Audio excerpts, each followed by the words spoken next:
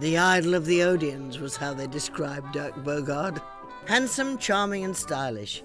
In Britain of the mid-50s, he was the nation's biggest box office draw, his popularity outstripping that of any star from Hollywood.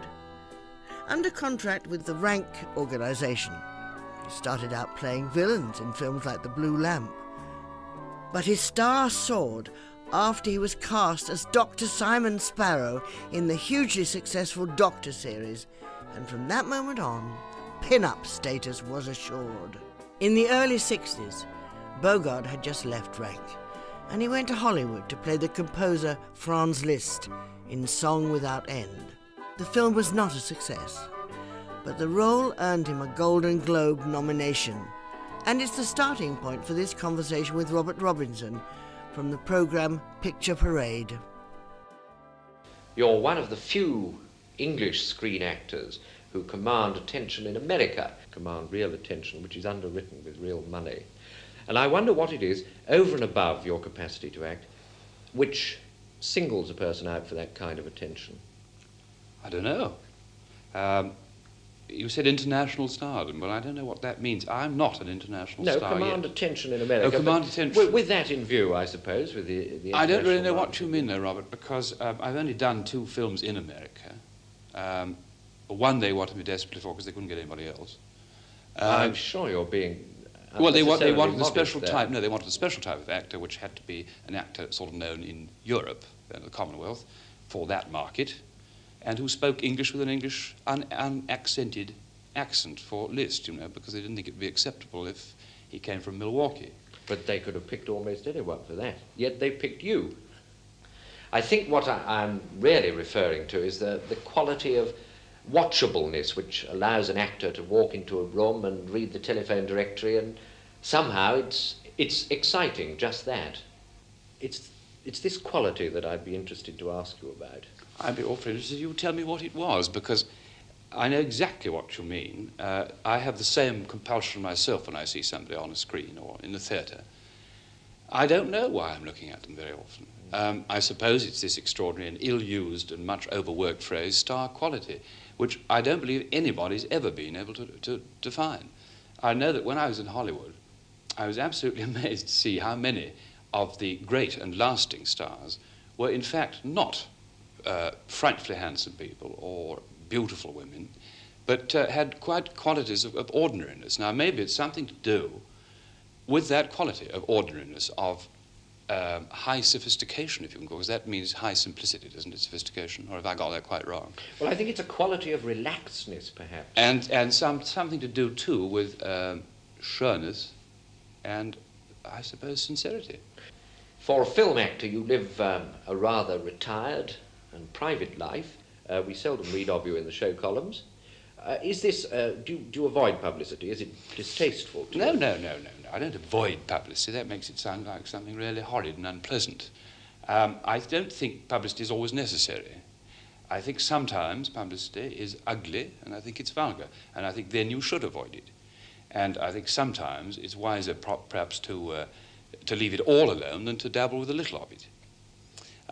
I think that to publicise your film is absolutely splendid. You should go to a premiere if you have to. I don't like it because I don't like crowds. And you should go and talk about it to the press if they wish to see you. And you should speak to you on Picture Parade, as we're doing now. But I don't think it's of any concern to anybody but me whether I take my dogs for a walk on my head or my hat or in a basket, or what I have for breakfast or how I go to bed. You must teach some of your colleagues. I know, but that is the trouble, because there are other people who absolutely love everybody knowing exactly what they do with their dogs and where they go for a walk and how they do it. We can't all be exactly the same. It'd be a very dull world if we were. I was always brought up, which sounds very pompous, I can't help it, to, you know, that old saying, little boys should be seen and not heard. It was very deeply drilled into me as a child, and indeed to all my brothers and sisters, and I'm afraid it kind of sticks. I can't put it any better than that. Do you think, though, that the public should, do you think there's anything against the public getting to know the actual man behind the illusion which appears on the screen? It's a terribly tough one to answer, you know, that one, because I don't agree, anyway, and I'm quite alone on this. I think that the excitement of the cinema and the theatre is its quality of illusion, of magic, of not quite of this world. And I think that if you know that your favourite actor's bald, or that he's got spots, or he's shorter than you were, you know, the illusion's gone. But if it's a good illusion, it wouldn't depend Not on you always knowing a good about the illusion. mechanics, would you? No, Would no, it? I think it's a great mistake to know about the mechanics. And yet you know your fellow film actors very well, and I imagine this doesn't spoil your enjoyment of the films they make. It's a tricky one, isn't it, really? I think in a way, truly it does. Not destroy it, but I think it does harm it a little, my enjoyment of their work. I remember with Kay Kendall, who was one of my greatest and dearest friends, I was never absolutely convinced that Kate, I was never quite satisfied, which sounds conceited and impertinence, but you understand what I mean. I was never quite satisfied that Kate had done the best possible job in the film, because I knew her far too well. I knew every trick, every mood, and I was able, therefore, not always to see the work that she really was doing. So it did kind of, familiarity did kind of blunt the brilliance of her work for me a little. You do little stage work now, and I think I read somewhere that on the last 3 occasions you appeared in the theatre, you became ill, and that as a consequence you decided that you do no more stage work. Is this resolution holding good? Yes, it is. It's a great temptation. I made everybody promise faith that if I ever looked as I was moving towards the stage door, they had to shoot me. The thing about it really was that I'd been off the stage for far too long, and too long a gap. I mean, to be off the stage for sort of 3 years and do, say, 12 pictures, which is what I easily have been doing, 3 a year, or 9 pictures, whatever it is, my mathematics. It's too long a time to go suddenly straight into a play with all the intensity and the work and the necessary emotion. You're tired before you start. Then you've got to go on tour and kick the play into shape, and it's a tremendous concentration. And if you are a bit run down at the time, you know, you're liable to pick up a bug, and then you get this panic, oh gosh, if I'm off, you know what'll happen. So it's not worth it. I must confess too, I am appalled at the length of time a play has to run. I think this year's run or you know, more is absolutely appalling. But isn't this part of an actor's, the rub of the green for an actor? It is, but you're not talking to one of the great dedicated actors.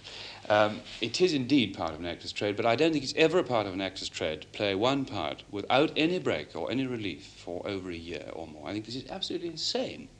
I think to do what Peter Hall is doing now with Stratford, switching over to the Aldrich, is terribly exciting.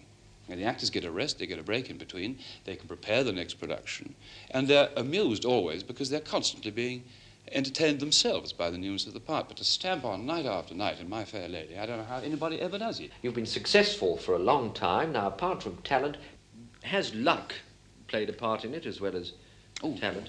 Yes, I think luck plays a tremendous amount in everybody's life, but particularly in our life, in the movies. It's a sort of mixture of all the things, but it's being in the right place at the right time. Maybe even a silly thing as meeting the right man at the right party. You know, he suddenly says, my God, you're just what I wanted, why didn't I think of you? Luck has a tremendous part of our job. I mean, you can plan it all ahead very carefully and say, I'll do this kind of picture and then that kind and vary the roles. But at the end of it all, you know, there's this awful element of luck which still comes in. A few months after that interview came the release of a film that arguably changed Bogarde's career forever. Victim. I played Bogarde's wife. It was directed by Basil Dearden and the first movie to ever use the word homosexual. Many now say Victim helped change attitudes to homosexuality in Britain. Bogarde's part was a sympathetic gay character, a successful married barrister who risked his career fighting a ring of blackmailers. Here he talks to Barry Norman about what drove him to tackle such a controversial role. I thought when there's a point of statement that you can make in the cinema, and you might as well use the cinema to make a statement as opposed to just flopping around with a left profile for every shot and your hair permed and your teeth capped and, it was self-disgust, I think. I was too old, you see, really. I didn't start at 18, I started at 27. Yes, we've always looked very young, of course. Well, fortunately, that's been the family. But then you were what, about 40 playing 30-year-olds, and that was... I was about 40, 41. I was always playing 30. And they say, well, you can get away with 25, which made me even feel more disgusted, you know. Then all these little kids writing letters saying, we love you, want to marry you. And so I was sort of a pop singer. Well, anyway, all that was beginning to change, and I decided the wind of change was coming with this pop thing. When Bill Haley started to come in, I realised that the film stars were going to go out. Yes. So at least I was absolutely right on that score. Yes, indeed you were. And I cleared off into the right kind of movies before the bottom fell out of popular cinema. Because all the fan adoration that I'd had for years and years and years from little girls and teeny boppers, you call them, and things like that now, and the people like Maggie Lockwood and Stuart Granger had before me, they disappeared. They went into a sort of mist after Four Little Boys from Liverpool, called the Beatles. But by that time... At that time I cleared. Yes, because you'd made Victim by then. Yeah, I'd made all the nocifers. Yeah. And Victim, of course, was a considerable breakthrough as a film. It was a big breakthrough as a film. It was a very brave film. It's something that Basil Dearden's never been respected or rewarded sufficiently for. When Basil died and he got that obituary, I was so ashamed that they didn't bother to say it. He actually altered the course of English cinema, as much as Losey did. Because it was the first film actually to take homosexuality as a serious subject, wasn't it? Yes, it was the first film to take it serious as a subject and present it as a serious subject, to present it as a problem that was solvable and that everybody had. You know, it wasn't sort of like having some dreadful unknown disease. Lots of people had it. It was a reasonable thing to have. You can't hope to keep this out of the press. It's not as though you can go into court as Mr. X. You're too well known. I don't want to. I believe that if I go into court as myself, I can draw attention to the fault in the existing law.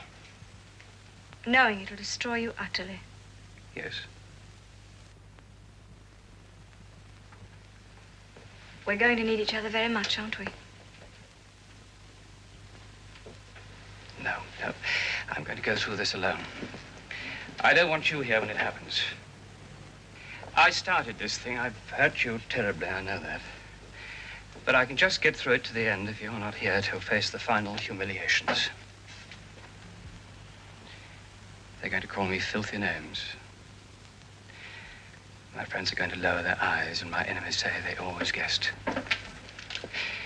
I don't want you a part of that Roman holiday.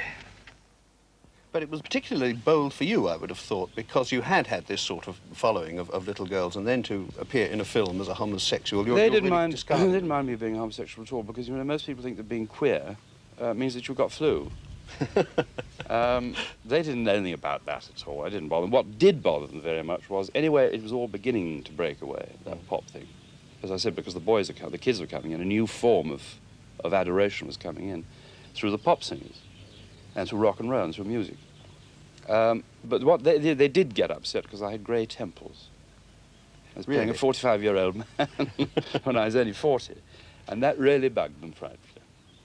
So I thought, well, now here it comes. I've got the lines here and all the wrinkles coming in here and the makeup going on, the white temples stuck in. They got a bit leery because I was too old. And when they wrote and said, "You're older than my dad," I knew that I was out. Was Bogarde homosexual himself? He always denied it. From the 1960s onwards, he lived with Tony Forward, a man he always described as his partner and manager, and he insisted the relationship was platonic. After Victim, Bogarde never had a conventional leading man role again, which he considered a blessing.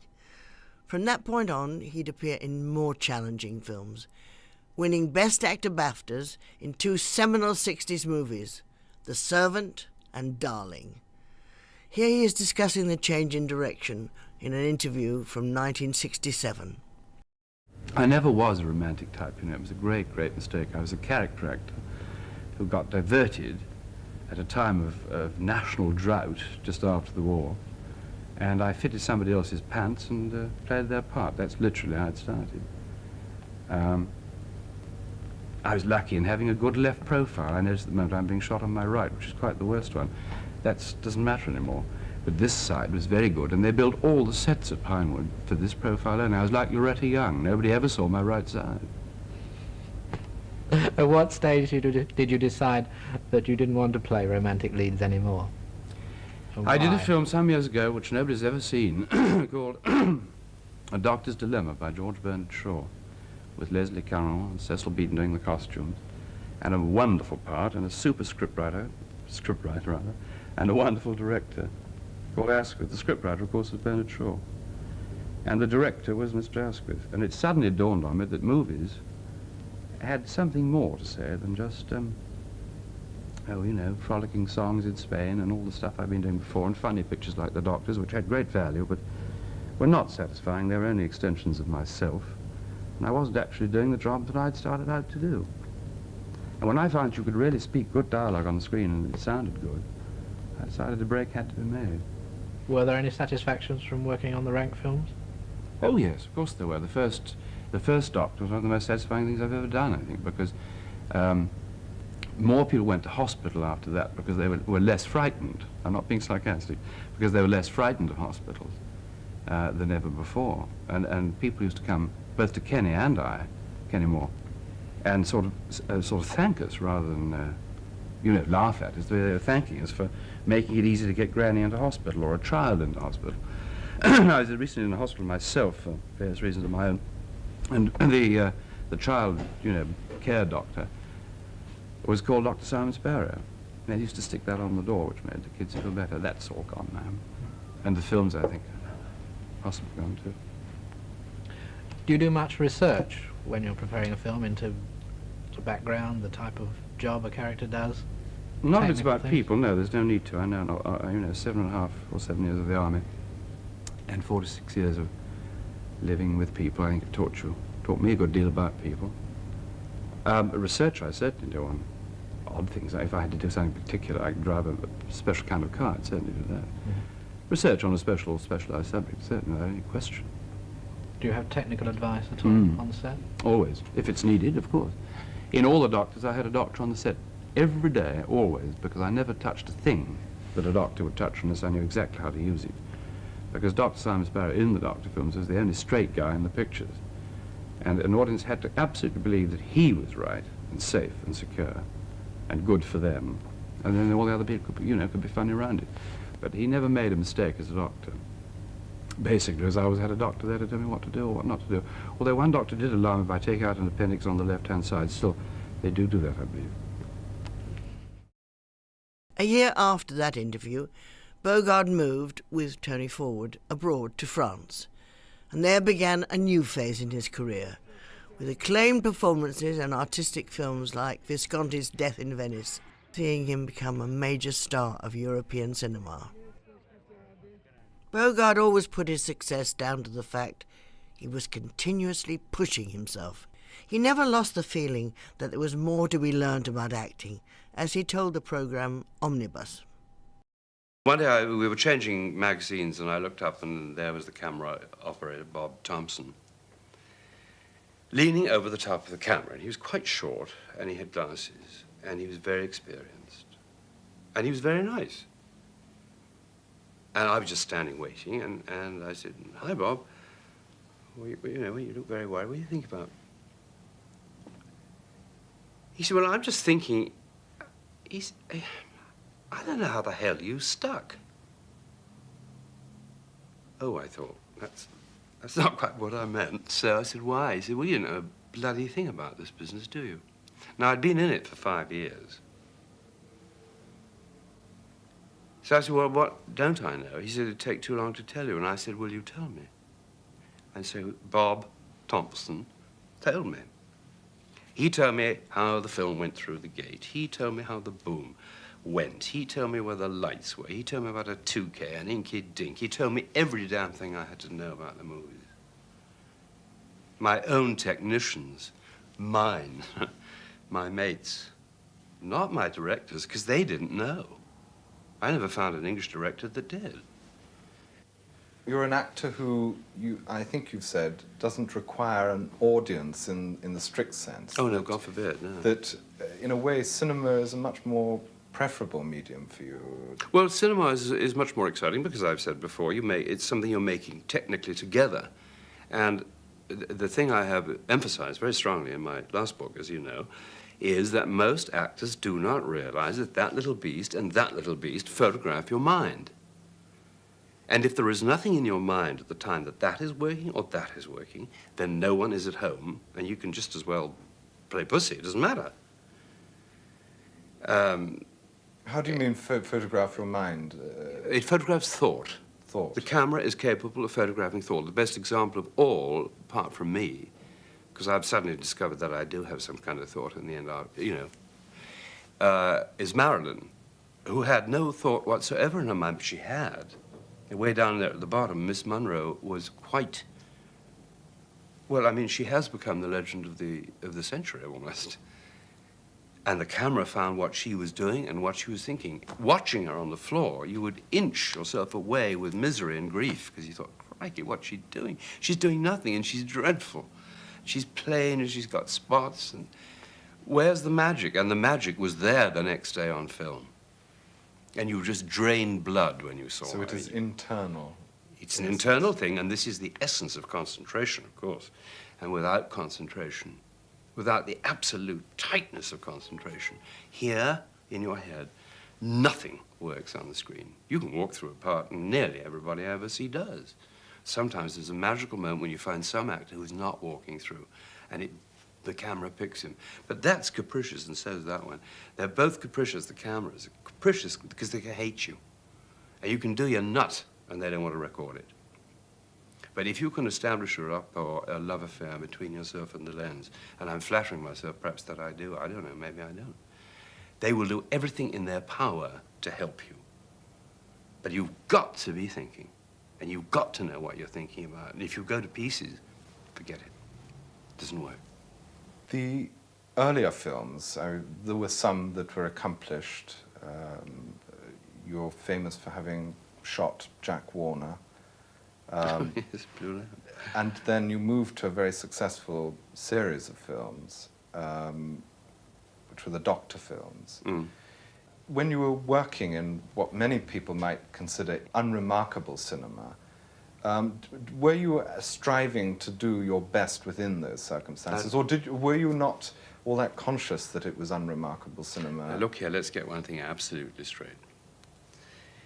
All I've ever been in the cinema, or in the theatre, or in my books, is an entertainer. Nothing more and nothing less. That's all I am. And anything I do to the depths of my gut. I would never, as I said, cheat anyone. I never considered those films as crappy or stupid or whatever they were. They were there to pleasure people.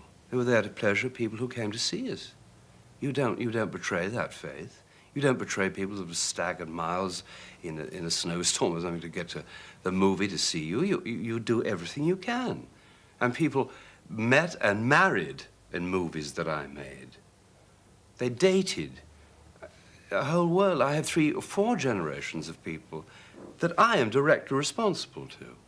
I couldn't possibly say that I did anything more than do the best of, the best thing I could do, the highest point of my ability, and never once to look down on it. I couldn't do. But and I loved the cinema too much anyway. That was another thing. It was growing. When I found that a crew was working, and that was working, and that was working, and how it worked, and this was working, the boom. Then gradually all these wonderful things it came in, and I was being taken in again into a force, like I had been in the army, and producing something at the end of it. But I was very, very proud of those films. I mean, some of them were rubbish, I admit. But people like rubbish, you know. People don't want always to be educated. Acting success and European stardom wasn't enough for Bogarde. The 70s saw him also branch out into a new career as a writer. By 1983, 3 volumes of memoirs and 2 novels had all earned rave reviews and become international bestsellers. But how he started writing was a story in itself, as he explains here to interviewer Tony Bilbo.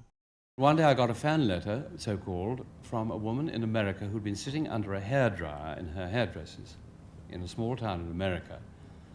And she had read a magazine to pass the time, which she found rather distasteful. It was a woman's magazine, and it was an English one, and rather a cheap one. But in it, to her astonishment, she saw a picture of a house that once had belonged to her. This is a hell of a long preamble. You'll have to excuse me for that. And in front of the house, grinning like an idiot, was I, myself, there. And she didn't know who I was, because she never went to the movies, and she wasn't that kind of person. But she did recognize the house, and she saw pictures inside. She read the rather sorry little article about me, and realized I was an actor of something and lived in England, and lived in this house, which she'd lived in for 10 years. She'd found with her husband in 1929 and lived there until 1939 when the war broke out. They had to go back to America. So to cut a long story short, she wrote me a letter. Very pathetic, very polite, very tiny, very neat, no great deal, and sent inside a very small brown sepia picture of the house as it had been in 1929, covered in brambles and nettles. And she wrote, and simply said, it's a great impertinence to write to you. I don't know who you are, what you do, but I do know the house. Has it changed very much? And that was all. And I don't know why. I never reply to letters because it's impossible anyway. There isn't time, and I can't deal with so much. But I did write to her. I wrote to her back. We wrote to each other for the next 5 years. I think I'm right, yeah, next 5 years. She wrote in the end, towards the end, every single day of her life a letter to me, on onion skin, which if you know what that is, it's that very, very light airmail paper. Mm. I wrote 3 or 4 times a week, but when I began to put her all together and realized that she was dying, I wrote a postcard, at least a postcard, every single day until 1975 when she died. I never saw her. We never spoke. I have no idea what age she was.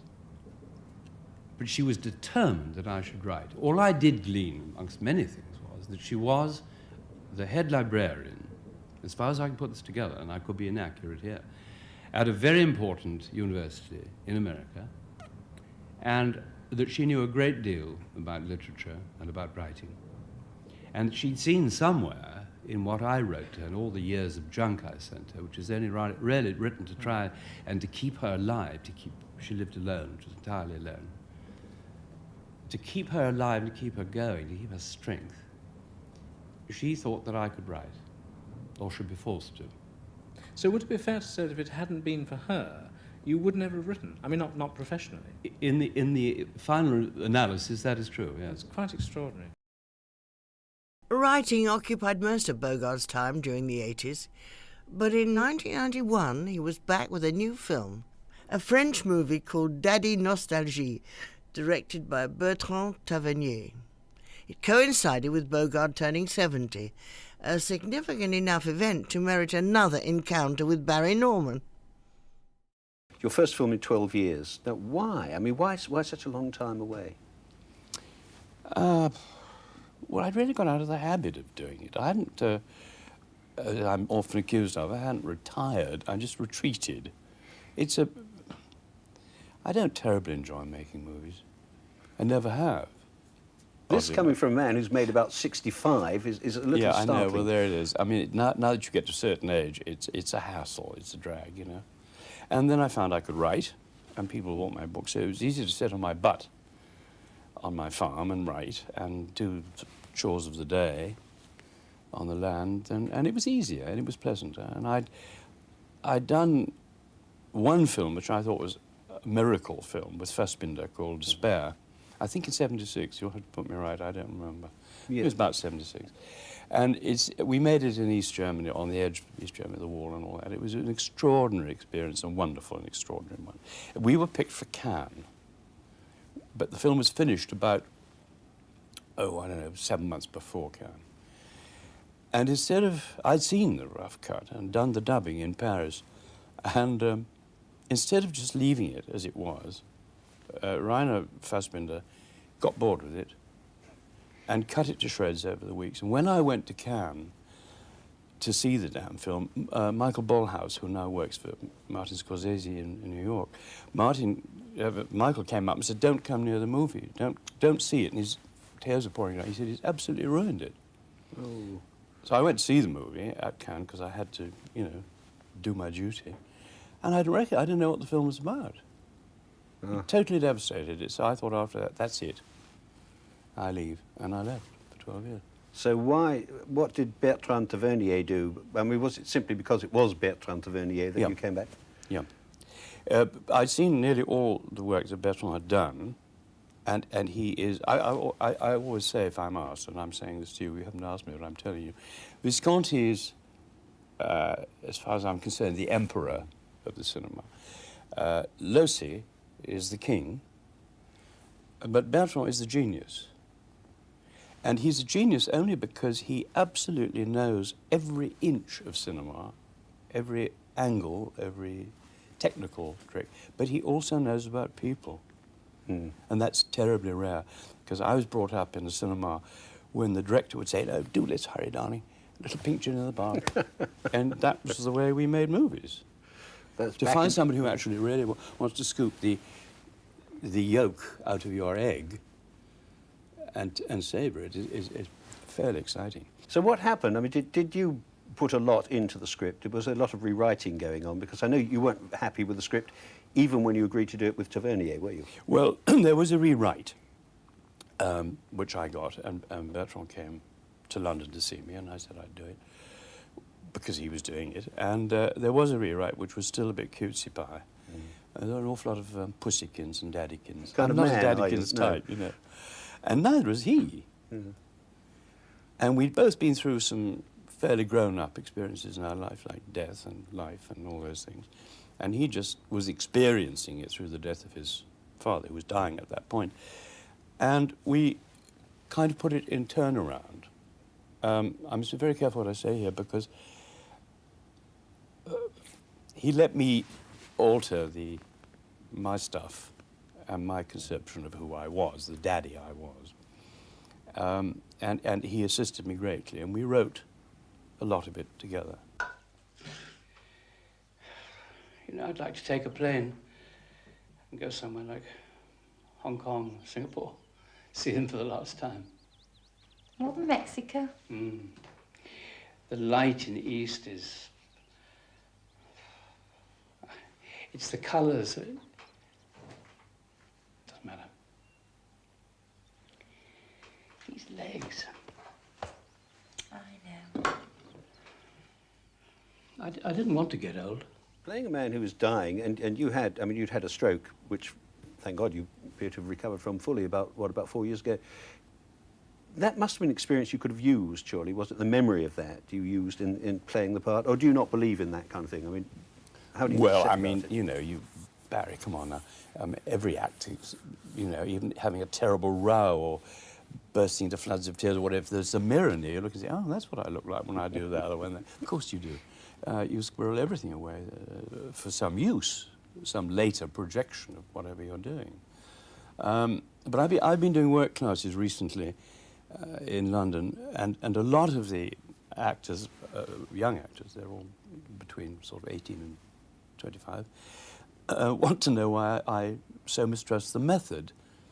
And my point is that I don't see any point in being shoved into a dark room for 3 months and told you've got to come out as a tin of condensed milk. Because that is not acting. It's not screen technique. It is not screen acting. You know, most people do a sort of cornflake packet performance. And what I find so exciting about working with people like Tavernier and in Europe, I haven't made a movie in English since '66. No, I know that. Yeah. And then they were always for foreign companies, Paramount or MGM. But they don't ask you to do the cover.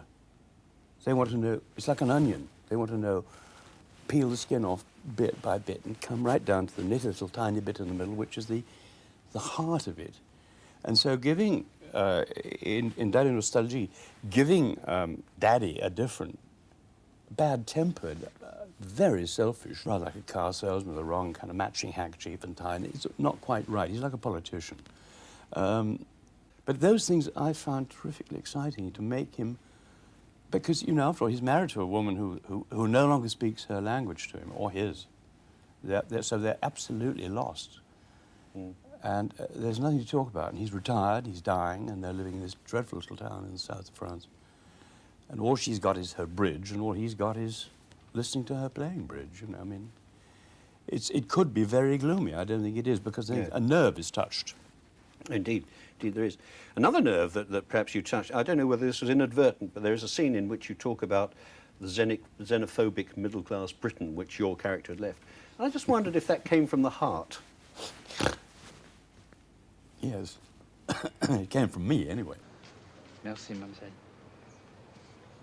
And you know, when I think that I could have ended up like those thousands of retired businessmen who live in those dreary little bungalows outside Brighton or Budley Salterton, pottering about in their rain-drenched, gnome-ridden gardens, sipping their sherry or their Horlicks, waiting for the 9 o'clock news on television, loathing all bloody foreigners, hating and mistrusting anything beyond their sceptred isle. When I think of that, it makes me really ill.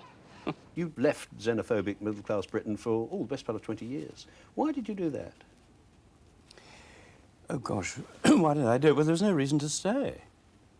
I mean, the last thing I did here, as I've said so many times before, the last thing I was asked to do here was a voice-over for television for the Forestry Commission.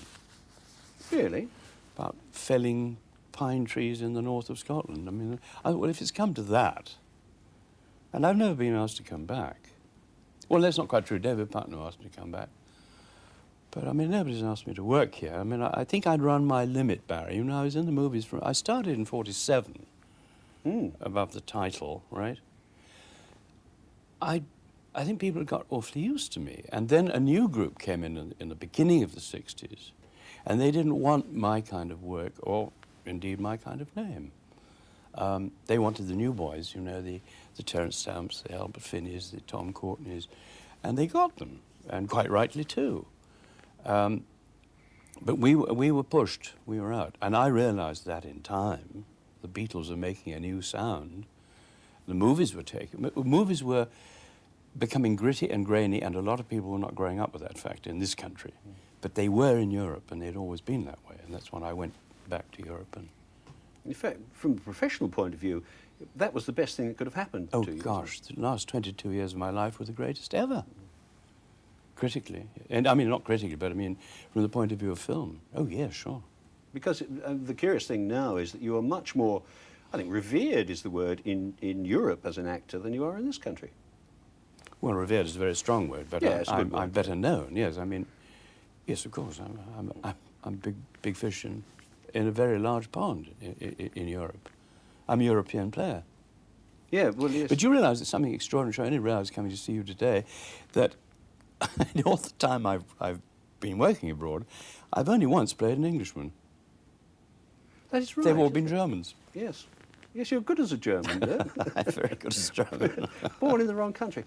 I tell you what, though, I mean, for all that you are saying, you are a marvellous survivor, aren't you? I mean, it's 44 years now with the name above the title. The name is still above the title. Oh, yes, it won't come down either. Oh, you insist on that, don't you? Yeah. Why? Because I still believe one of the earliest things I was ever told when I first joined the business in 47 was, you realise what's happened to you, don't you? This is the rank organisation. You are unknown and you are going to carry a movie. Do you understand what that means? I didn't know what it meant. I learnt. Sure as hell I learnt. And I thought, right, if it's going to cost this to carry a movie, I'm going to do it all for the rest of my life. And I have. And I'm not going under the title. That's why I don't do those cameo parts. I'd rather write a book or review a book for a newspaper or whatever. But I won't go underneath. I still carry a movie, and I still do. Daddy Nostalgia in Italy, for example, is one of the biggest box office hits ever known there. Is it really? Yeah. It's made milliards, not millions, but milliards of lira. Now, So why? I don't know why. Well, that's the question I was going to ask. I mean, it's marvellous that, you know, 44 years ago you started as a star, and now here you are, age 70, and many happy returns of the great day. Still a star. How have you managed that? I think it's... I don't know, really. Learning my trade, being taught, and being very selective, and choosing the right people to teach me, and never being greedy, because I never earned what we call Kane Connery money at all. I don't denigrate either of those gentlemen. I mean, I just did not earn that kind of money. The most money I ever made in my life was on Despair. I got $200,000 for that. And that was the biggest sum of money I ever earned, in one lump. I didn't want more, as long as I had a small portfolio and I knew, you know, I kept my money in an OXO tin. It practically was that. And that suited me very well. But I'd rather do the job well and have a decent job to do. I'm not interested in doing 3-day bits in, you know, a warehouse at Wapping, in a cutaway coat and handmade buttons. Who cares? Is it literally really true that you haven't been offered anything at all or anything worthwhile in the cinema in this country? No, not entirely true. David Putnam, who I respect greatly, did ask me to do a film called The Mission. But I really couldn't get away, and I thought that I was really much too old to go clambering up and down waterfalls. I was in my mid-60s. Which role was that? The Jeremy Well, Irons it was role? later played by a younger man. Yeah. And, yes, indeed, David did ask. But no, I'm not asked. Does that make you feel at all bitter? No, not at all, because I don't want to work here. John Boorman, indeed, he's another one. He's asked me to work here. But I am a European, and the way we work in Europe is totally different to the way we work here. Why then did you come back to Britain? I came back because I was forced to come back through ill health of my partner and manager who was living out there, and he had terminal cancer, and when we knew that it was terminal, he wanted to die with his family, and that meant his immediate family and his son and his grandson, so we came back, and I just hadn't... Then I had a stroke after I'd packed up, you know, packing up something I thought I'd live in for the rest of my life in 3 weeks was quite difficult. Do you feel you belong here now? No. Does that mean that you're unhappy? No, I'm not at all unhappy. I mean, I'm back living in Chelsea, which is where I started. I'm full circle, because I started there at 16 at art school in Manresa Road. So I know everywhere there. My father was a student there. My mother was a student there too. You know, I'm back where I was. I remember Peter Jones being built. That does go back a few years. Yes, it goes back a few years. And I saw Judy Garland for the first time in my life at what was then called the Royal Court Cinema. Oh, yes. But no, I'm all right. But I mean, every morning I wake up and think, well, you're still here. I mean, that means that A, you're alive, and B, here you are. In the end, Daddy Nostalgie was his final film. In 1992, he became Sir Dirk Bogarde, knighted for services to acting. And in 1999, at the age of 78, he died in London from a heart attack. Amongst the tributes was one describing him as Britain's first homegrown movie star. They don't make them like that anymore.